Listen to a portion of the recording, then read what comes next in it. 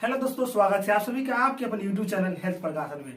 आज की जो इस वीडियो है इसमें जानने वाले हैं निमोनिया के बारे में कि निमोनिया क्या है, इससे हम कैसे बच सकते हैं और इसके लक्षण क्या होते हैं, इन सब के बारे में चर्चा करने वाले हैं। तो चलिए शुरू करते हैं इस वीडियो को। आप इस वीडियो में बने रहिए और लास्ट तक जरूर देखिए। अगर हमारे चैनल पर नए हैं तो सब्सक्राइब कर लीजिएगा और बेल आइकन में घंटी दबा दीजिए जिससे कि हमारा वीडियो आप तक पहुंचता रहे। चलिए शुरू करते हैं। निमोनिया एक फेफड़े का संक्रमण है जो कि एक वायरस जीवाणु होते हैं उसके संक्रमण के कारण होता है। यह फेफड़े में जाकर के और क्या करता है कि जो वायु होती है हवा उसकी थैली को जमा करके और वो बलगम में बदल देता है जिसके कारण निमोनिया होती है और इसमें सांस फूलने में तकलीफ आती है और सांस लेने में भी तकलीफ आ जाती है।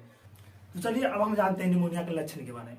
इसके लक्षण अनेक हैं, जैसे कि पहला है खांसी, सर्दी, जुकाम। इसके साथ ही खांसी में बलगम आना यानी खून के साथ आता है।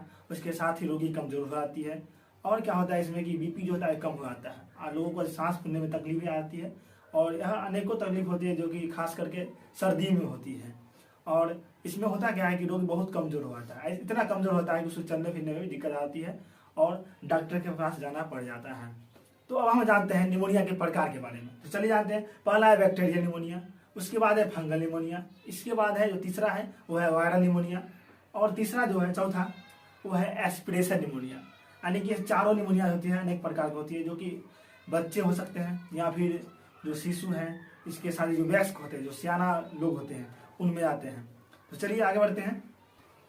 तो अब हम जानते हैं बचाव के तरीके के बारे में। तो चलिए होती क्या कि बच्चे जो जन्म लेते हैं उसके बाद यानी कि उसके बाद क्या होता है कि बच्चे में एक टीका लगाया था जिसका नाम है, शिशु के लिए जो टीका लगाया था उसका नाम PBC30 और वयस्क के लिए जो होता है PPSV23 टीका लगाया जाता है। इसके साथ ही जो हम जानते हैं कि इनसे हम कैसे बच सकते हैं, यानी कि बहुत सारे उपाय हैं जो हम जानना चाहते हैं, आप जानना चाहते हैं। तो चलिए जानते हैं। सबसे पहला है साफ सफाई रखना, इसके साथ ही है धूम्रपान नहीं करना। निमोनिया से बचाव के लिए जो अगला कदम है वो सबसे बहुत जरूरी है। पहला है पौष्टिक आहार लेना, यानी पौष्टिक आहार होती है जैसे कि फल हो गया, सब्जी हो गया, यानी अच्छी भोजन करें, दूध हो गया, मांस हो सकता है, मछली, इस सब का जो है नॉर्मली उपयोग करें।